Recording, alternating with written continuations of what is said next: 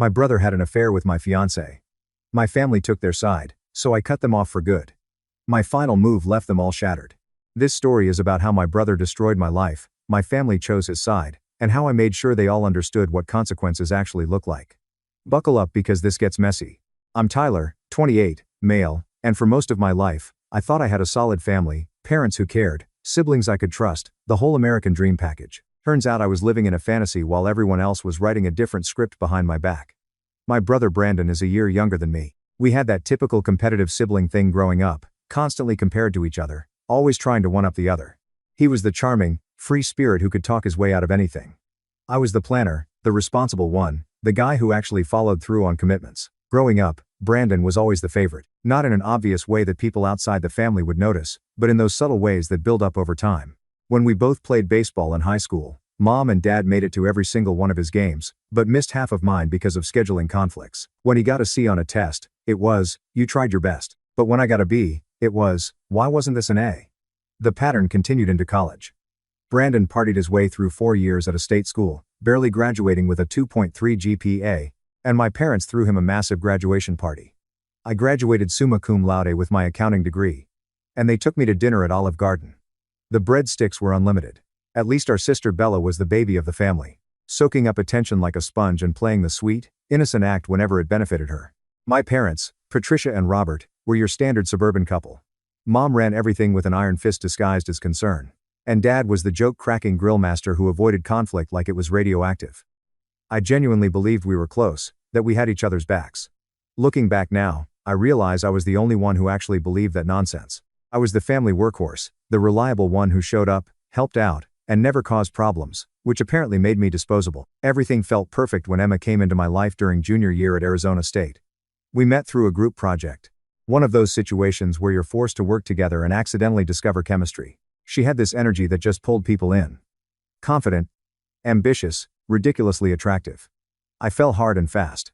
Looking back, there were probably red flags I ignored, like how she'd get weirdly competitive with other women in our friend group, or how she'd flirt with random guys when she thought I wasn't watching, then claim she was just being friendly. But when you're 21 and convinced you found your person, you overlook things.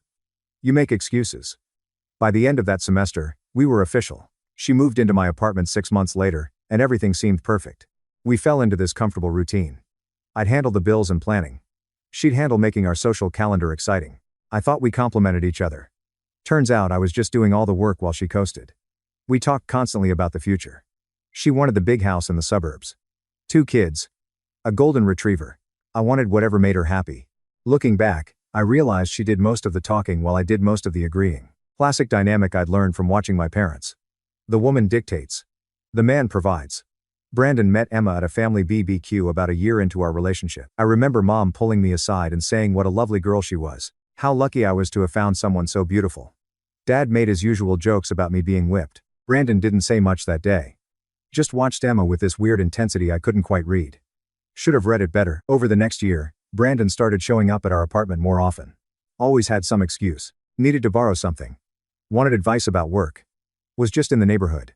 Emma never seemed to mind. She'd laugh at his jokes, touch his arm when they talked, give him that smile she used to save just for me. I told myself I was being paranoid, that I was seeing problems where none existed, that Brandon was my brother and Emma was my fiancée, and neither of them would ever betray me like that. 2 years after we met, I proposed on a quiet autumn evening. Nothing fancy, just us at our favorite park. She said yes, cried happy tears, and we started planning a summer wedding I'd saved up for months to afford the ring she wanted.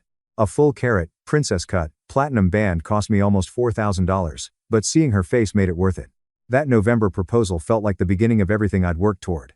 Turned out it was actually the setup for the biggest betrayal of my life. March came around and I had one of those rare slow Fridays at work. Decided to surprise Emma with her favorite takeout and spend a relaxed evening together. I worked as an accountant at a mid-size firm in Phoenix, pulling decent money and building toward partnership. Responsible, stable, boring, exactly who I'd always been. I stopped by that Thai place she loved. The one that made the pad see ew exactly how she liked it. Grabbed her favorite spring rolls too. The whole drive home, I was thinking about how we'd watch a movie. Maybe look at venue options for the wedding. Normal couple stuff. I walked into our apartment around 6 p.m. Her shoes were by the door. Those ridiculously expensive heels she'd insisted on buying last month that I'd put on my credit card. Her purse was on the counter, but the place felt wrong, too quiet, except for some faint noise coming from the bedroom. My gut twisted immediately. You know that primal instinct that kicks in when something's off? That prehistoric part of your brain that evolved to detect danger? It was screaming at me, but I pushed the feeling down. I was being paranoid. Emma was probably watching videos or on a video call with a friend. I set the takeout bags on the kitchen counter, called out, "Hey babe, I'm home early." But got no response. The bedroom door was closed, which was weird because she usually left it open during the day. The noises from the bedroom got clearer as I walked down the hallway. Laughter, low voices, that particular kind of quiet that means people are trying not to be heard. My hands started shaking as I reached for the doorknob. I opened the bedroom door and my entire world shattered into a million pieces. Emma and Brandon in our bed. In the bed I'd picked out. In the bedroom I paid for. In the apartment I was busting my rear to afford so we could start our life together. She was wearing the oversized shirt I'd given her for Valentine's Day. The one with the ridiculous heart design that she'd claimed to love. Said it was the most thoughtful gift anyone had ever given her. The shirt cost me $40 from some boutique website. Guess it really was memorable, just not the way I'd hoped. They weren't just talking. They were tangled together, her head on his chest, his arm around her. The intimacy of it was somehow worse than if I'd walked in on them actively doing something. This looked comfortable, familiar, like it wasn't the first time. They froze like deer caught in headlights. The silence was deafening. You know that moment when your brain just stops processing because the reality in front of you is too insane to comprehend? That's where I was. My mind was trying to create some alternative explanation. Maybe this was a prank. Maybe I was hallucinating. Maybe I'd somehow walked into the wrong apartment. But no, this was real. This was my brother and my fiancée in my bed, destroying everything I'd built. Time did that weird thing where it moves in slow motion. I noticed everything. The guilty look on Brandon's face. The panic in Emma's eyes. The fact that his clothes were scattered on my side of the bed. The way her ring, my $4,000 ring, caught the light as she scrambled to pull the blanket up. Brandon had the audacity to say, "It's not what it looks like." I almost laughed. The absurdity of that statement while they're literally in bed together, half undressed in my apartment. The comedy writes itself. What else could it possibly look like? A surprise party gone wrong. An interpretive art installation about betrayal.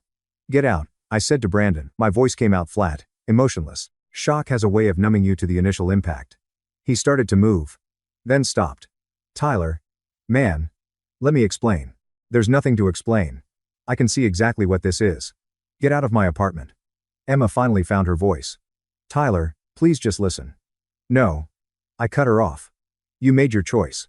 Both of you made your choice. Now deal with it." Brandon grabbed his clothes and started getting dressed. Still trying to talk.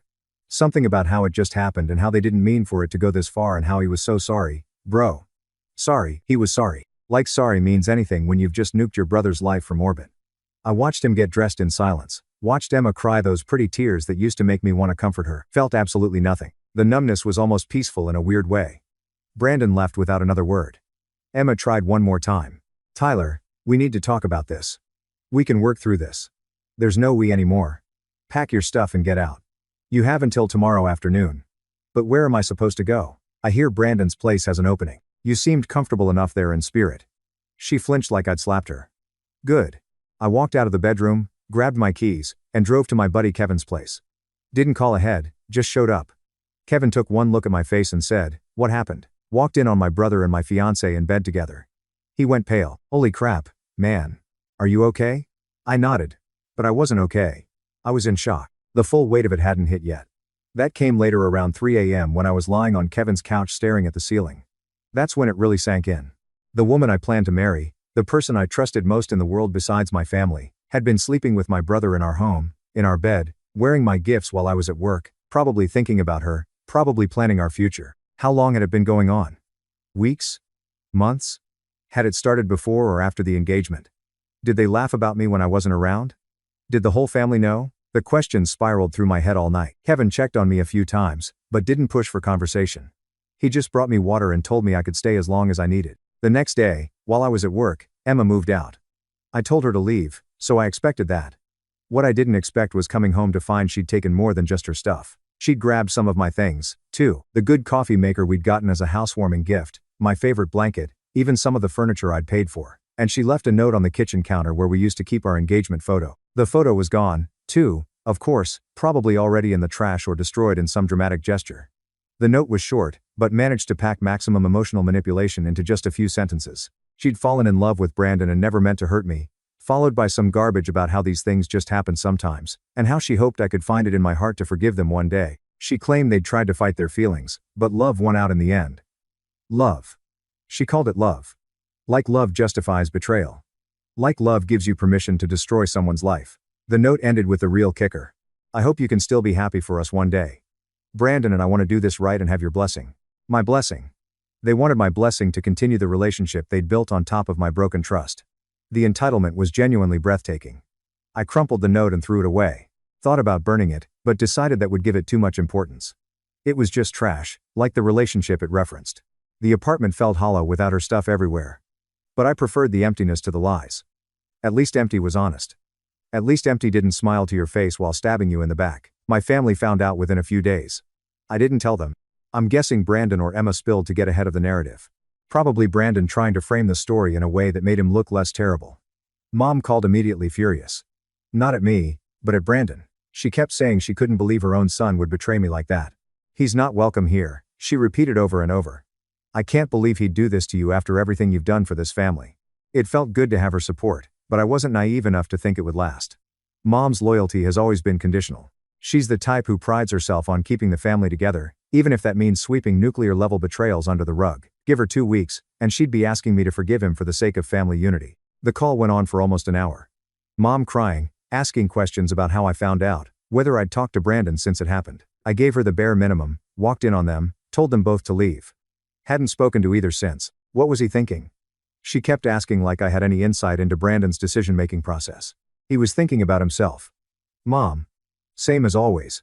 She didn't like that response, but couldn't exactly argue with it.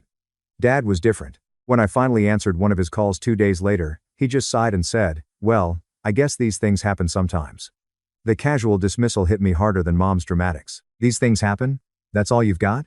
I mean, it's not good, obviously. But you're both adults. You'll work through it. Work through it. Dad. He slept with my fiancée in my apartment, in my bed. There's no working through that. People make mistakes, Tyler. You can't hold grudges forever. This wasn't a mistake. Mistakes are accidental. This was a choice.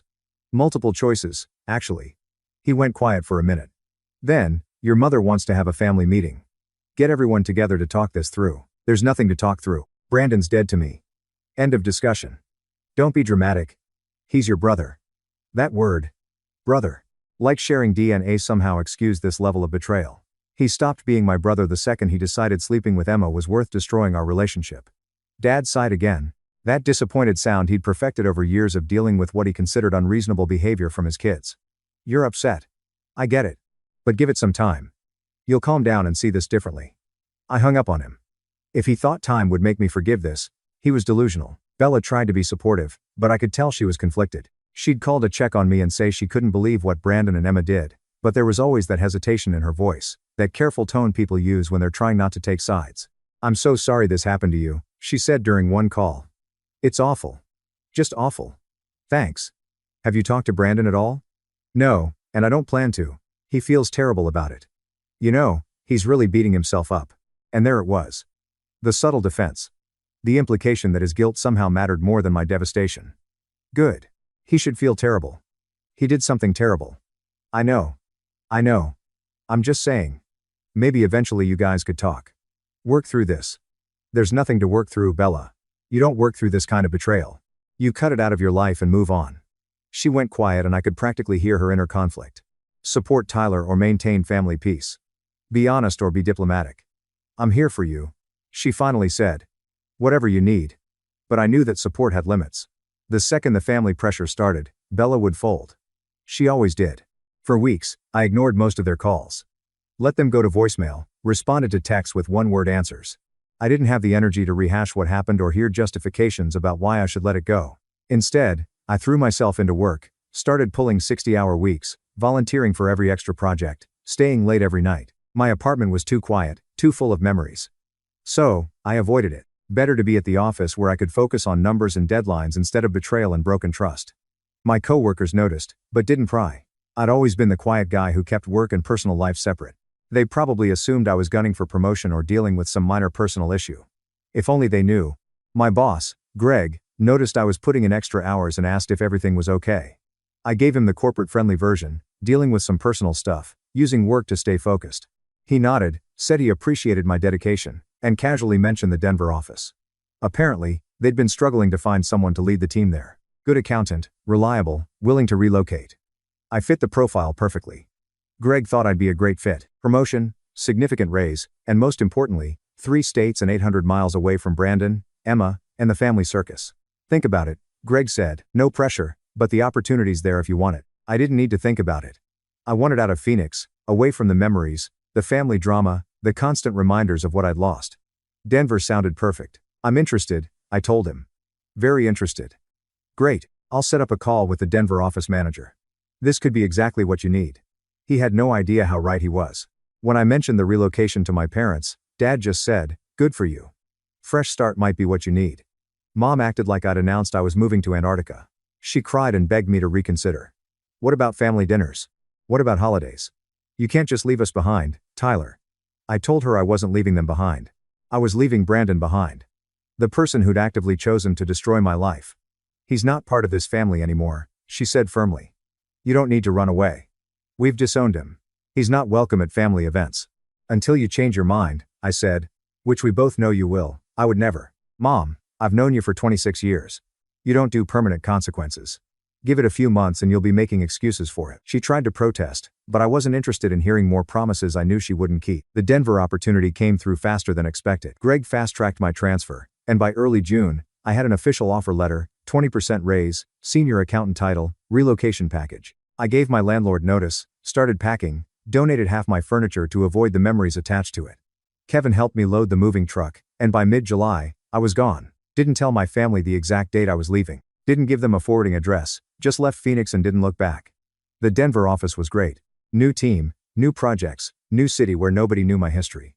For the first time in months, I could breathe without drowning in family drama. I found a decent apartment, bought new furniture, started fresh. But of course, they couldn't let me have peace. July came and I got a call from Mom.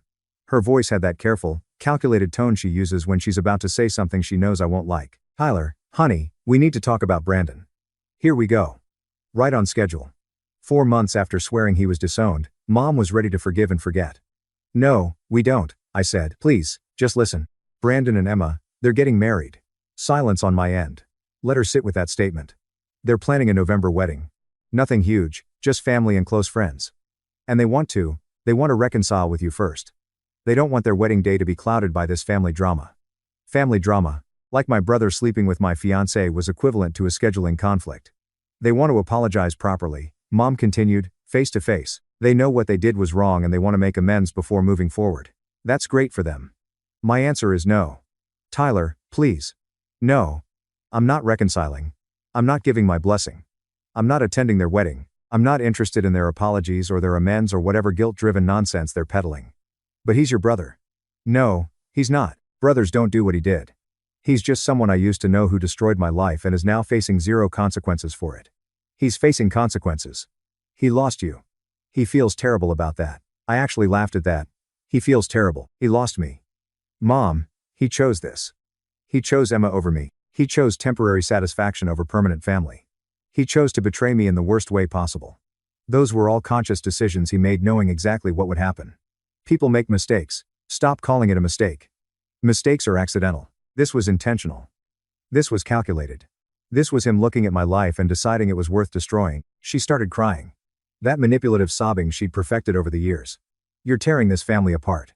Brandon wants to make things right and you're being stubborn about it. I'm being stubborn. I'm not the one who slept with his brother's fiancée and then asked for forgiveness 4 months later so his wedding wouldn't be awkward. That's not making things right. That's damage control. He's changed Tyler. He really has. Emma's changed him. She's good for him. That statement was so absurd, I couldn't even formulate a response. The woman who cheated on me with my brother was good for him. The logic was non-existent. You know what? This conversation is over. Don't call me about this again. Tyler, please. I hung up. But that was just the opening salvo. Over the next 2 weeks, I got calls from Dad, Bella, even some extended family members I barely talked to. All with the same message. Forgive Brandon. Come to the wedding. Stop being difficult. Dad tried the practical approach. Look, son, holding grudges doesn't hurt them. It hurts you. Let this go and move on with your life. I have moved on. I moved to Denver, got a promotion, started fresh. That's called moving on. You know what I mean? Emotionally, you need to forgive them. Why? What benefit does that give me? They get absolution. The family gets to pretend everything's fine and I get to swallow my hurt and play nice. How does that help me exactly? He didn't have an answer for that. Bella tried the emotional angle. Brandon's really struggling with your absence. He's depressed. He barely eats. He cries sometimes when your name comes up. Good. Tyler, how can you be so cold? I'm not cold. I'm realistic. He's facing the consequences of his actions. That's called justice, not cruelty. But he's family. Family doesn't do what he did. Bella, how many times do I need to say that before someone hears me? She went quiet for a minute. Then I just wish you could see how much he's changed. How sorry he really is. If he was really sorry, he wouldn't be marrying Emma. If he was really sorry, he'd leave me alone instead of demanding forgiveness so his wedding photos look complete. The calls kept coming. August brought wedding invitations sent to my Denver address. I have no idea how they got it. Probably called Greg's office pretending to be family with important information. The invitation was professionally printed on thick cream cardstock. Elegant script announcing the marriage of Brandon and Emma. Location, date, time, RSVP requested. I threw it directly in the trash without reading the details. Didn't even give them the satisfaction of a declined RSVP. Then September came and with it. The wedding. I'd successfully avoided all contact for weeks by blocking everyone's numbers. But apparently some family members didn't get the message. The day of the wedding, my phone, which I'd kept unblocked for work purposes, blew up with texts and calls from extended family. Aunts, uncles, cousins, I'd barely spoken to in years. Where are you? The ceremony starts in an hour. Your mom's crying. You need to be here. How can you miss your brother's wedding? This is so disrespectful. I ignored all of it. Went to the gym, worked out for 2 hours, came home, and watched movies. Just a normal Saturday for me. The next day brought the fallout. Bella called from a new number. I'd forgotten to block it and launched immediately into an attack. How could you? Everyone was asking about you. Mom was humiliated. Brandon looked heartbroken walking down the aisle knowing you weren't there. Sounds like a personal problem for all of them. You're being cruel, Tyler. This was his wedding day. The most important day of his life. The most important day of his life was one of the worst days of my life. Funny how that works. Everyone's disappointed in you. They can't believe you'd be so petty. Then everyone can join Brandon in the dead to me category.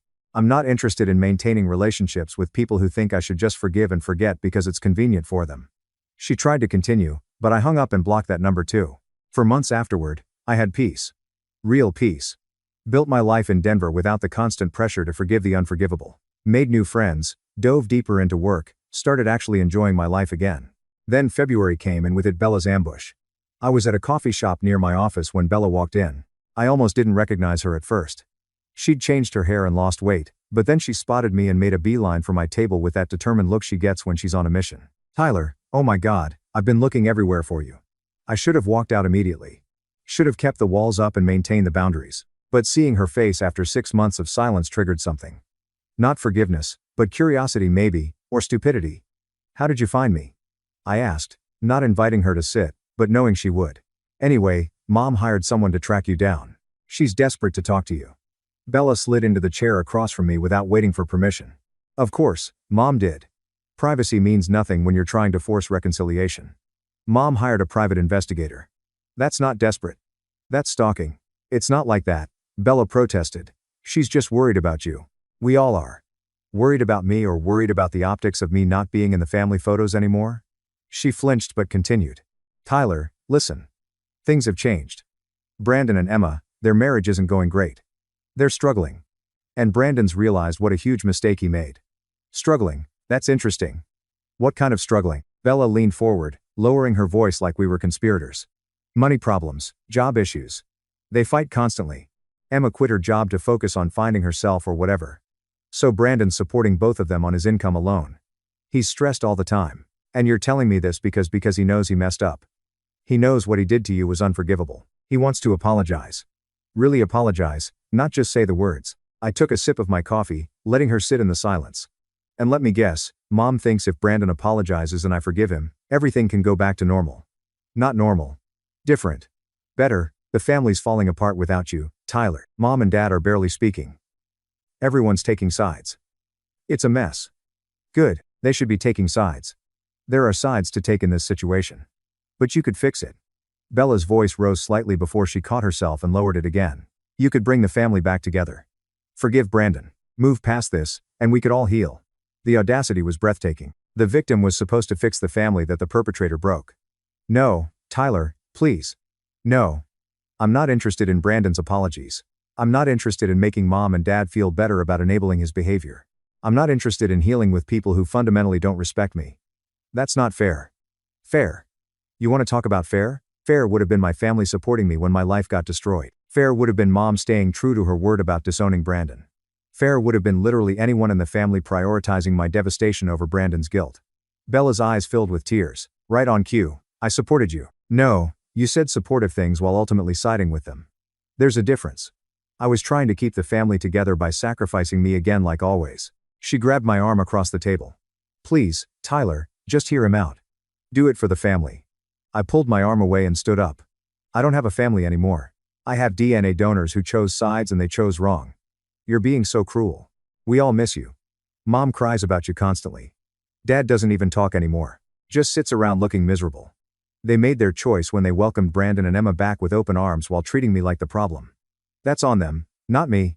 So, you're just going to walk away forever? You're going to throw away 26 years of family over one mistake? One mistake? That's what you're calling it? One mistake? I laughed without humor. Bella, Brandon didn't accidentally trip and land in bed with my fiancée. That was a series of deliberate choices made over an extended period of time. That's not a mistake. That's a pattern of betrayal. She tried to continue, but I cut her off. I'm done with this conversation. Don't contact me again. Tell mom to stop stalking me. Tell Brandon his apology isn't wanted or needed. Tell dad that some grudges are worth holding. I walked out while she was still trying to formulate a response, leaving my half-finished coffee on the table. Felt zero guilt about it, but Bella's ambush was just the opening act. 2 weeks later, I'm at work when Greg called me into his office. He looked uncomfortable, shifting papers around on his desk without meeting my eyes. Tyler, your father is here. He's in the lobby asking to see you. My stomach dropped.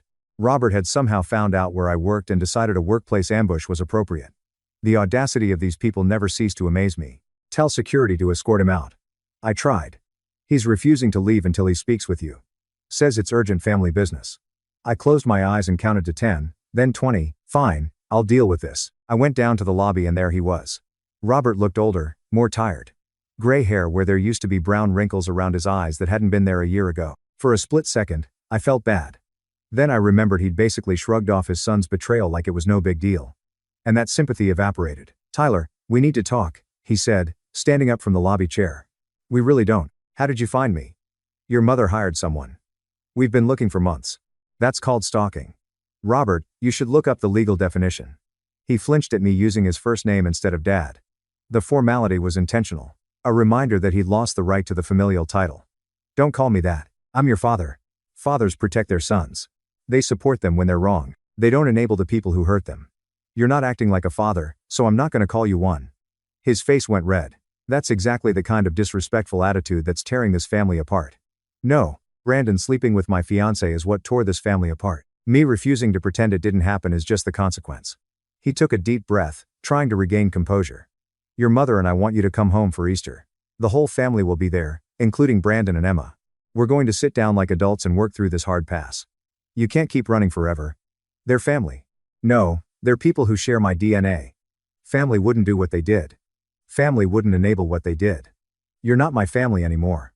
You're strangers I used to know. He looked genuinely hurt, like my words were somehow worse than what they'd done to me. The cognitive dissonance was amazing. I know you're angry, but I'm not angry. Anger would require caring. I'm indifferent. You're all irrelevant to my life now. That's not true, and you know it. If you were really indifferent, you wouldn't be this hostile. He had a point, but I wasn't about to admit it. Indifferent about your opinions. Hostile about you showing up at my workplace and making this my problem again. Your mother's worried sick about you. She hasn't slept properly in months. She's losing weight. The stress is killing her.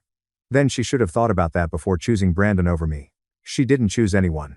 She's trying to keep the family together by forcing the victim to forgive the perpetrator. That's not keeping family together. That's enabling abuse. Abuse? Don't be dramatic. Brandon made a mistake. And there it is. A mistake. You all keep using that word. It doesn't mean what you think it means. Robert ran his hand through his thinning hair, frustration evident on his face. What do you want from us, Tyler? What would it take for you to come back? Time travel. Go back and stop Brandon from destroying my life barring that. Nothing. There's nothing you can give me that would make this okay. So, you're just going to throw away your entire family? Your history? Your roots? My roots are poison. I'm building new ones. He stood there for a long moment, looking defeated. Your mother's going to be devastated. She's had multiple chances to do the right thing. She chose wrong every time. That's on her. I don't know what happened to you. The Tyler I raised wouldn't be this cold. The Tyler you raised got walked all over and accepted it. I grew a spine. That's what happened. I turned to go back upstairs, then stopped and looked back at him. And Robert, if you or anyone from that family shows up here again, I'm filing a restraining order. Tell Mom to stop stalking me. I'm done being harassed. I went back upstairs without waiting for his response. Greg was waiting at my desk, concern on his face. Everything okay? It will be if my family contacts this office again. Have security remove them immediately. I'll handle the paperwork for a formal restraining order if needed. You got it. Sorry you had to deal with that. Not your fault. Just family being family. Except they weren't family anymore. They were obstacles I needed to permanently remove from my life. March brought the nuclear option. Showing up at my house. I came home from a late shift to find Mom, Dad, and Bella sitting on my porch. Brandon and Emma were standing by a car in my driveway. The rage that hit me was ice cold and crystal clear. Get off my property. Mom stood up, her face doing that thing where she tries to look sympathetic but just comes off manipulative. Tyler, please. We drove 6 hours to see you. Just give us 10 minutes. You drove 6 hours to ambush me at my home, which you found through illegal means. That doesn't make you dedicated. It makes you stalkers. Get off my property or I'm calling the police. Brandon stepped forward and I held up my hand. Stop. Don't come closer. Don't speak. You lost the right to my attention when you decided sleeping with my fiancée was worth destroying my life. Tyler. I'm sorry. He said, ignoring my instruction. I know what I did was wrong. I've spent every day since then regretting it. Emma and I want to make amends. The audacity of asking for forgiveness while standing in my driveway with the woman he'd stolen was almost funny. You're sorry you got caught. You're sorry that your actions had consequences. You're sorry that I didn't roll over and accept it. But you're not sorry you did it because if you were, you wouldn't have married her. Emma started crying. Shocker. I loved you, she sobbed. But I fell in love with Brandon. It wasn't planned. These things just happen. No, these things don't just happen. You made a choice. Multiple choices, actually. You chose to respond to whatever advances he made. You chose to go to our bedroom. You chose to betray me in our home, in our bed, wearing my gifts. Those were deliberate actions, not accidents. Mom tried to step in. Tyler, you're being unreasonable. They made a mistake, but they're trying to fix it. The Christian thing to do is forgive them. The Christian thing to do would have been not sleeping with my fiancée. But here we are. Dad finally spoke up. Son, holding grudges will only hurt you in the long run. Let this go. That's when something in me snapped. You want me to let it go? Fine. Here's what I'm letting go. You. All of you. Brandon destroyed my life and you welcomed him back. Emma betrayed me and you welcomed her into the family. Bella stood by while it happened and said nothing. And you too, I pointed at Mom and Dad, you treated the whole thing like a minor inconvenience instead of the nuclear betrayal it actually was. We're trying to keep the family together, Mom protested. No, you're trying to avoid uncomfortable truths by forcing the victim to forgive the perpetrators. That's not keeping family together. That's enabling terrible behavior. You're our son, Dad said. Was past tense. I was your son. Now I'm just the guy whose life you all destroyed and then had the nerve to stalk across state lines to demand forgiveness. I pulled out my phone and started recording. I want all of you to hear this clearly. I will never forgive Brandon. I will never forgive Emma. I will never have a relationship with any of you again. You are all dead to me. If you show up at my house again, I will file a restraining order. If you show up at my work again, I will file a restraining order. If you contact me again in any way, I will file a restraining order. Mom was crying hysterically now. Dad looked shell-shocked. Bella was doing her usual sobbing routine. Brandon and Emma stood there looking like they'd been slapped. Get off my property. You have 60 seconds before I call the police. They left slowly with lots of dramatic looks back like I might change my mind. I went inside, locked every door and window, and immediately started the process of getting a restraining order. Turns out having video evidence of them refusing to leave after being told to leave multiple times really speeds up the restraining order process. That was 8 months ago. I haven't heard from any of them since the restraining order was finalized. Best 8 months of my life.